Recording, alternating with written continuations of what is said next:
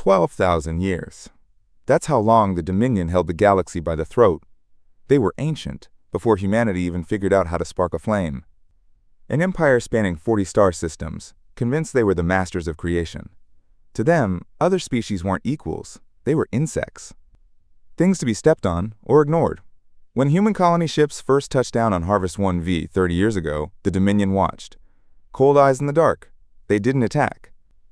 They didn't say hello. They just watched.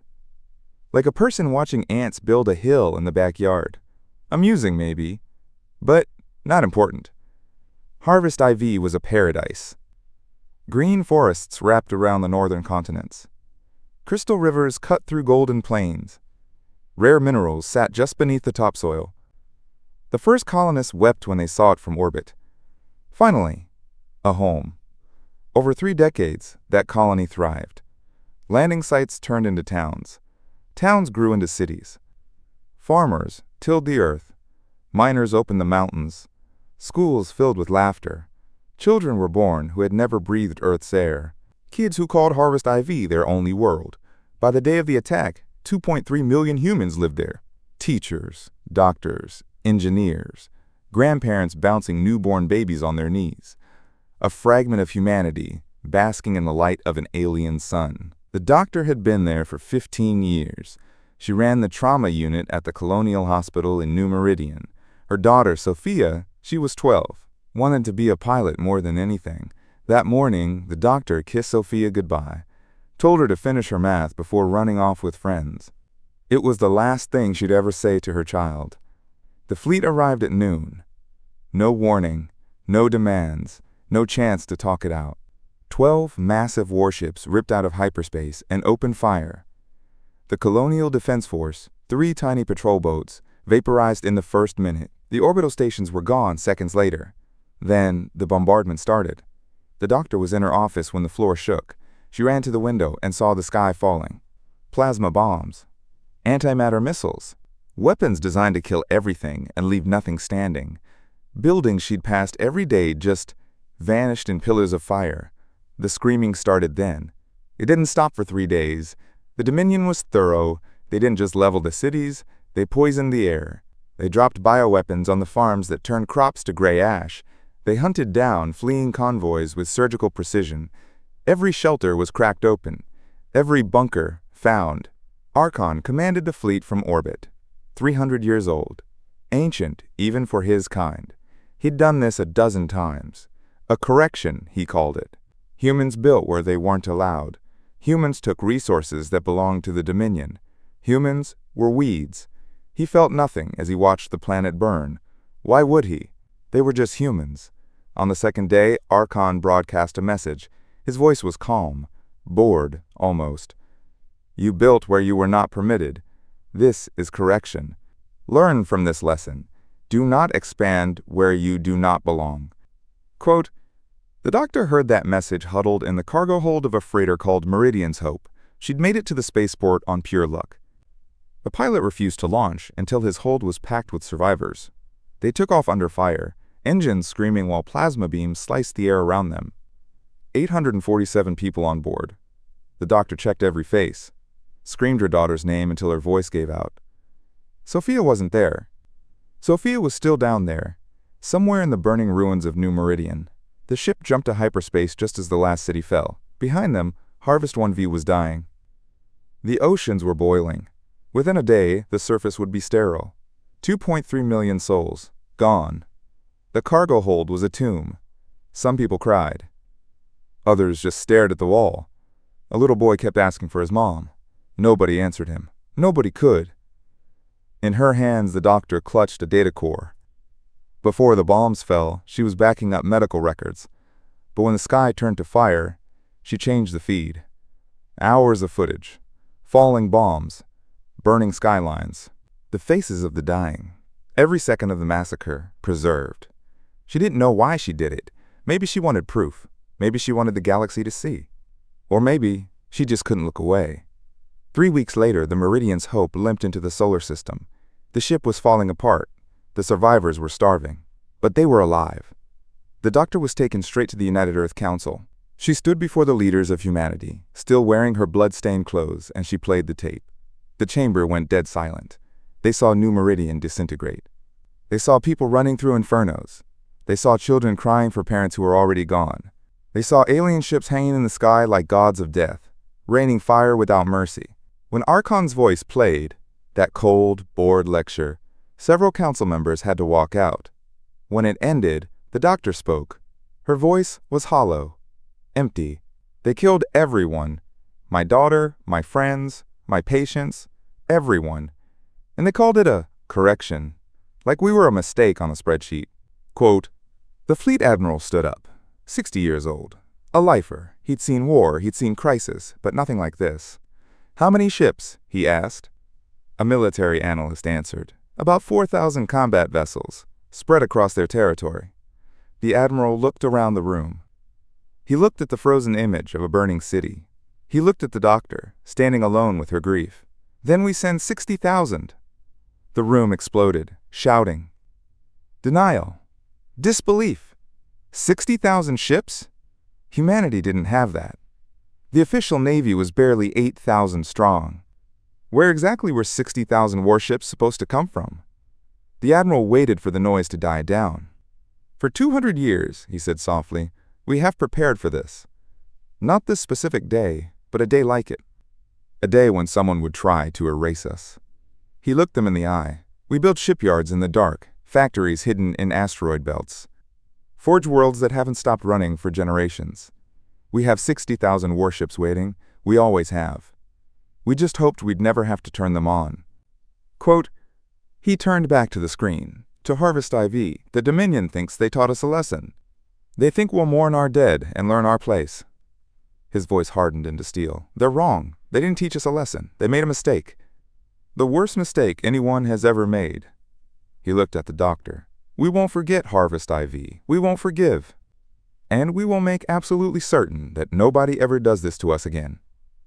The message went out. Forge worlds spun up. Hidden fleets brought their reactors online. Humanity was going to war. See, the galaxy had always underestimated humans. They saw a young species. Barely 2 centuries in space. Scattered colonies. Small patrol fleets. They looked at us and saw prey. They never saw what was hiding in the dark. The first leaders who took us to the stars, they knew history. Earth's past is written in blood. World wars. Genocides. Nukes pointed at cities. We almost wiped ourselves out a dozen times before we finally united. Those leaders knew a simple truth. The universe isn't kind. Somewhere out there, monsters existed, species who would look at us the way we once looked at cattle, resources to use, obstacles to move. So they prepared. They built the public fleet, 8,000 ships. Enough to police the trade routes. That's what we showed the galaxy. That's what the Dominion saw. But in the asteroid belt between Mars and Jupiter, automated shipyards worked in silence. Massive facilities carved into rocks the size of moons, printing warships by the thousands. Artificial minds ran the assembly lines. They didn't ask questions, and they didn't keep secrets. Around Saturn, factory stations turned moons into ammo, missiles by the million, plasma cannons, shield generators. In the cold, dark beyond Neptune, the Forge worlds waited. Entire artificial planets, with one purpose, building the armada we hoped we'd never need. 200 years of paranoia. Generation after generation kept the secret. If the galaxy knew our true strength, they might strike first. So we smiled and pretended to be weak. Now, the pretending was over. Captain James stood on the observation deck of the battleship, unconquered, 45 years old, 20 years of service. He thought he knew what human power looked like. He was wrong. Ships filled the void around Neptune. Not hundreds, thousands, endless fields of gray steel. Destroyers in perfect formation. Carriers launching fighters in swarms that blotted out the stars. Dreadnoughts, massive beasts bristling with guns, taking point at the heart of the formation. And still, more arrived. Every hour, hyperspace tore open, and another battle group joined the line. From the belt, from Saturn, from the outer dark. 60,000 warships. the largest fleet ever assembled in galactic history. A young ensign named Tors stepped up to the window, fresh from the academy. 22. This was her first deployment. "Captain," she whispered, "are we really going to war over one colony?" Quote. James didn't answer right away. He thought about his brother, David. David moved to Harvest IV 8 years ago, had a wife, 2 kids. Little Emma turned 5 last week. Now they were ash, burned alive, or choked on poison air. "Not one colony," James said. "Our people, my family. The Dominion murdered them and called it a correction. They think we'll cry for a bit and move on. They think humans are soft because we build schools." Quote. He turned to the kid. His eyes were ice. "They killed our children, Tors. They burned them alive and felt nothing. Now, they're going to learn what happens when you hurt our family. We don't forget, we don't forgive, and we don't stop until the debt is paid." Tors looked back at the ocean of ships. "They have no idea what's coming, do they?" Quote. "No," James said. "They really don't." Far away, the Dominion got the reports. Scouts saw thousands of signatures near Earth. The numbers seemed glitchy, impossible. Clearly, the sensors were broken. Archon read the report and laughed. 4,000 ships had conquered empires. They had crushed species far older than humanity. The idea that these apes could threaten the Dominion? Absurd. He sent a text message to Earth. Dismissive. Arrogant. "Your tantrum is noted. The Dominion has tolerated you long enough. Disperse your fleet immediately. Resist, and we will correct Earth itself. You have 30 days. The Admiral read the message on the bridge of the Remembrance. That was the flagship's new name. The hull was painted with the names of the dead, thousands of them. He smiled, a grim, humorless smile. 30 days, he muttered. They think we'll back down in 30 days. We'll be in their sky in 10. The fleet loaded ammo. Crews said goodbye to families they might never hold again. Billions watched on the news feeds, praying for the men and women walking into the dark. On departure day, the Admiral addressed the fleet. His voice carried across 60,000 decks. 2 months ago, the Dominion murdered 2.3 million of our kin. Men, women, kids. They called them weeds. He let the silence hang there. They think they know war. They've spent 12,000 years bullying the weak. They've forgotten what it means to fight an enemy that doesn't know how to quit. They've forgotten what it's like to face a species united by pure rage. His voice climbed. Today, we remind them. Today, we teach the galaxy a lesson. Humanity does not abandon its own. We do not accept extinction, and we do not let murderers walk away. He gave the order. All ships, jump. 60,000 drives fired at once. The flash was visible from Mars, a wall of light stretching from Neptune to the stars. Then, they were gone, jumping toward vengeance. Back on Earth, the doctor watched them go from a balcony in Geneva. She'd begged to go, begged for a job, any job, just to see the Dominion burn. They told her, no war is for warriors, they said, not grieving mothers. She stood alone as the sky emptied. I remember you, Sophia, she whispered to the air. I will always remember. The largest war in history had begun. Prime was a fortress world. For 3,000 years, it guarded the Dominion's core. 1,200 warships. Orbital platforms that could crack a moon. 3 battle stations forming a kill box. The Grand Admiral there thought he was invincible. Then, the humans showed up. The first wave dropped out of hyperspace. The Admiral checked his sensors. 5,000 ships. A lot, but manageable. Then the second wave hit. And the third. And the fourth. The screens just filled with red dots until you couldn't tell them apart. 10,000, 20, 30. When the counter hit 55,000, the bridge crew just stopped working and stared. The Grand Admiral sent a panic signal. The humans! There are thousands! Our intel was wrong! Catastrophically wrong! Send help! Quote, help wasn't coming. On the Remembrance, the human admiral studied the tactical map. The Dominion was in a defensive shell. Standard tactic. Designed to fight people who were afraid to die. All commands, he said. Attack. The human fleet didn't maneuver. They surged, a tidal wave of steel. The Dominion fought well. Their tech was better. Beams sliced through human destroyers. Missiles tore carriers in half. But the humans, they didn't stop. When a human ship lost weapons, it didn't retreat. It rammed. When fighters ran out of ammo, they crashed into gun turrets. When boarding pods were shot down, survivors spacewalked to the enemy hull with cutting torches. Captain James took the Unconquered straight down the throat of the enemy formation, taking hits, decks venting air, fire in the hulls. A cruiser moved to finish him off. James didn't blink. Ramming speed. The Unconquered slammed into the alien ship at full burn. Both vessels died in a blossom of nuclear fire. James had ejected his crew minutes before. Landing pods scattering like seeds. Soldiers inside ready to fight with pistols and knives. The Dominion admiral watched his fleet dissolve. 1,200 ships became 800, then 200. His invincible stations were swarmed. He hailed the humans. "You have proven your strength. Let us discuss surrender. The Dominion will negotiate." The response was one word: no. Then the missiles hit. 6 hours. That's all it took. Prime was a graveyard. Every ship destroyed. Every soldier dead. Humanity paid a price. 4,000 ships lost. 300,000 people dead in one afternoon. But they had started with 55,000 ships. Now they had 51,000. More than enough. The admiral plucked one survivor from the wreckage.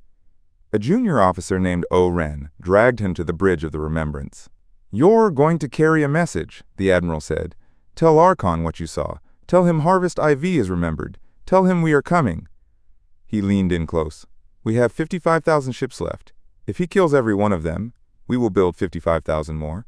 If he burns Earth, the colonies will send their fleets. We will never stop. We will never surrender. We will hunt the Dominion until every ship is ash." He straightened up. "Tell him that. And then pray to whatever gods you have, because nothing else can save you." They shot O-Ren's pod back into Dominion space. The kid was in shock. He'd been raised to believe humans were weak. Now he knew the truth. He'd seen humans crash ships rather than yield. He'd seen rage he didn't know existed. When he reached Archon, he delivered the message. He described the admiral's eyes. The eyes of a man willing to burn the galaxy down to settle a score. For the first time in 3 centuries, Archon felt fear. They weren't coming to negotiate. They were coming to end him. The war raged for 18 months. The doctor finally got her wish. The fleet needed civilians to help with logistics. She got on a medical ship trailing the front lines. She saw the cost. Every day, shuttles brought broken bodies. Kids, missing limbs. Burns. Eyes that had seen hell. She saved the ones she could. Held the hands of the ones she couldn't.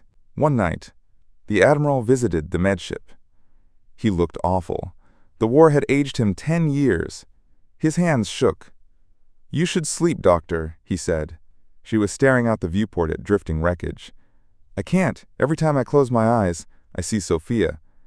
The admiral stood next to her. "Does this help?" she asked.